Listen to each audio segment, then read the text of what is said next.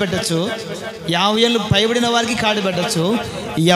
యవన కాలమున కాడి మోయట నరునికి మేలు. ఆ కాడి ఎవరు పెట్టారంటే యెహోవాయే.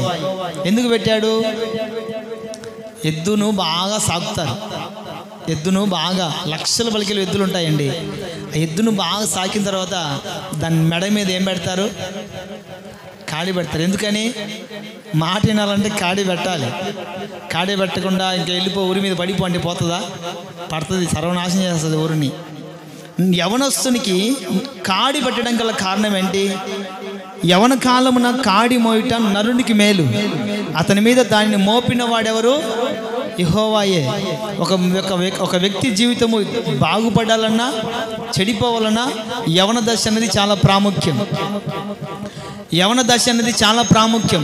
ఆ యవన దశలో ఇట్లా చెడిపోకుండా ఉండటానికి దేవుడు ఏం చేశాడంటే ఆ యవనస్తుని మెడ మీద కాడి పెట్టాడు. యవన కాలమున కాడి మోయిట నరునికి మేలు. ప్రైజ్ ది లార్డ్, హల్లెలూయా. చిన్నపిల్లలకు పెట్టట్లేదు, 50 సంవత్సరాల పైబడిన వారికి కాడి పెట్టట్లేదు. యవన కాలమున ఉన్న వారికి మాత్రమే దేవుడు కాడి పెట్టడం గల కారణం ఏంటంటే, బహుశా మీరు ఇప్పుడు గమనిస్తారు, చిన్నప్పుడు ఏదన్నా బీడి తాగే వాళ్ళని చూసినా కూడా మేము దూరంగా పరిగెత్తేవాళ్ళం. ఇంకా వాళ్ళని చూసి కాస్త యవన దశలో